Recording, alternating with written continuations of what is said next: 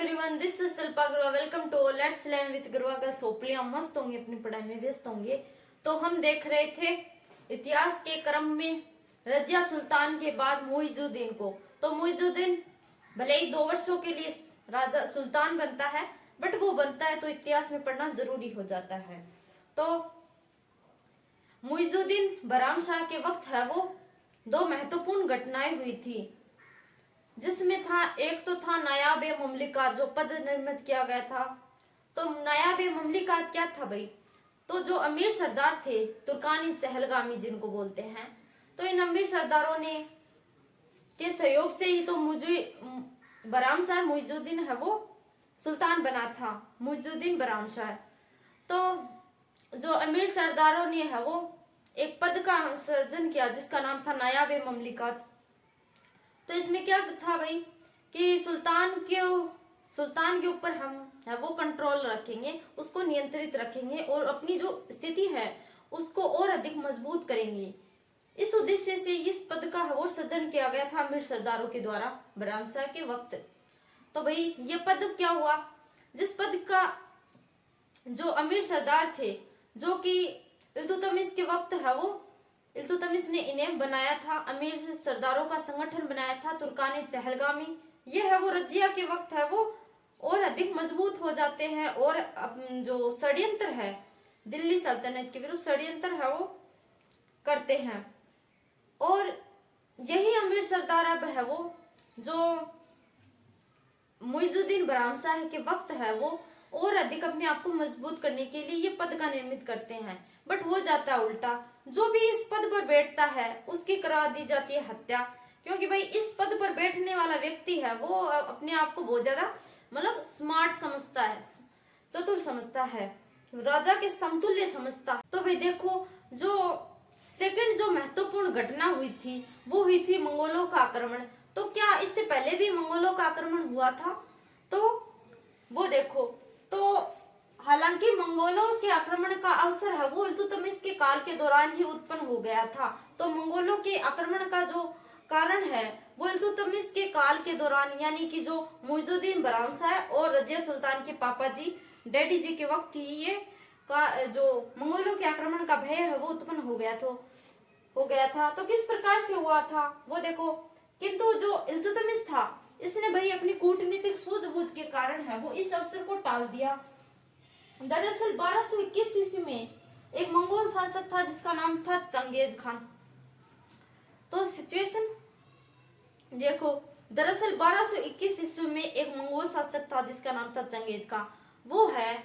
वो जो पश्चिमी एशिया का जो एक क्षेत्र है, तत्कालीन पश्चिमी एशिया का क्षेत्र है ख्वाजरिम, उस पर आक्रमण करता है, ख्वाजरिम पर आक्रमण करता है। दरअसल 1221 ईस्वी में मंगोल शासक चंगेज खान ने पश्चिमी एशिया का जो तत्कालीन क्षेत्र है ख्वाजरिम पर आक्रमण करता है ये। बट क्या हुआ, जो ख्वाजरिम का शासक था जलालुद्दीन मांगबनी, ये है वो सिंधु नदी के तट से होते हुए है वो जो इल्तुतमिश के पास आता है सहायता के लिए। बट क्या हुआ, उसने पहले ही देख लिया कि जो चंगेज खान है वो शक्तिशाली है, अगर मैंने हेल्प की इसकी तो हो सकता है ये मंगोल है वो हम पर भी आक्रमण कर दे फिर दिल्ली पर।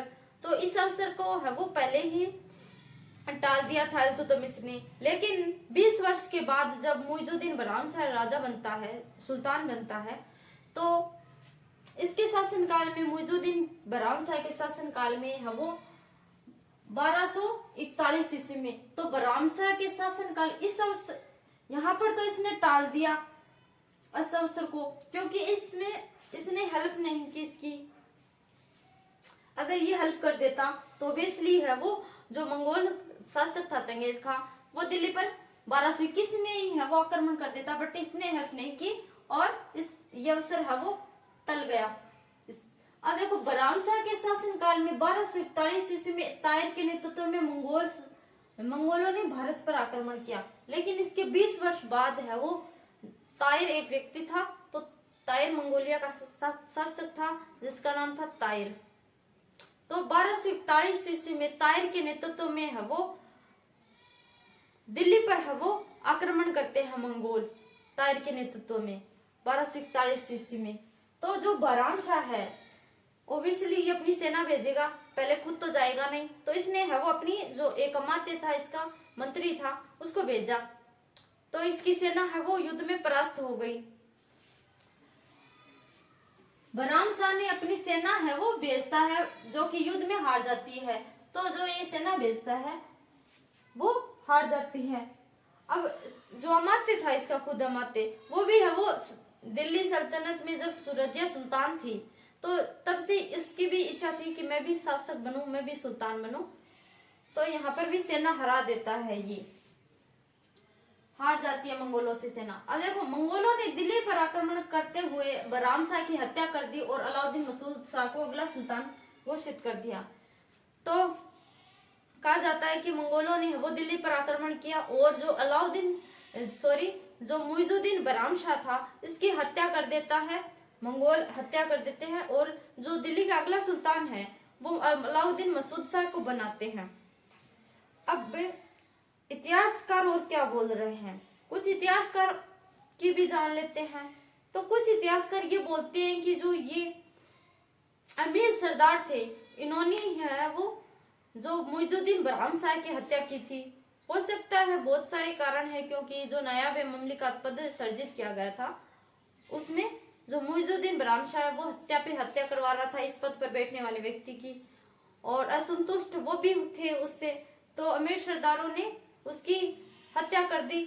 और जो दिल्ली का अगला सुल्तान था वो बनाया, इसका पुत्र था अलाउद्दीन मसूद शाह को अगला सुल्तान बनाते हैं। तो कुल मिलाकर ये हुआ कि चाहे मंगोल इसकी हत्या करो या फिर अमीर सरदारों का सरदार हत्या करो, कुल मिलाकर ये है कि जो दिल्ली का अगला सुल्तान है वो बनता है अलाउद्दीन मसूद शाह, जो कि इसका पुत्र है।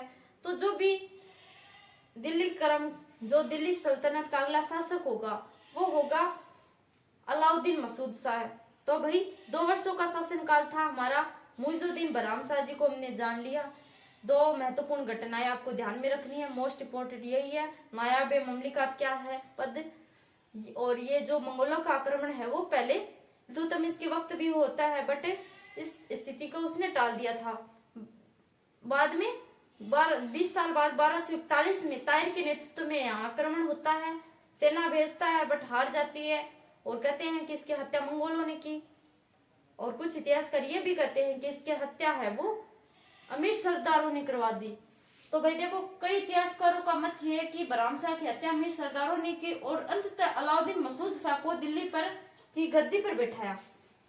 तो इसकी हत्या हो जाती है। यहाँ पर जो दिल्ली का अगला सुल्तान पड़ेंगे वो होगा अलाउद्दीन मसूद शाह।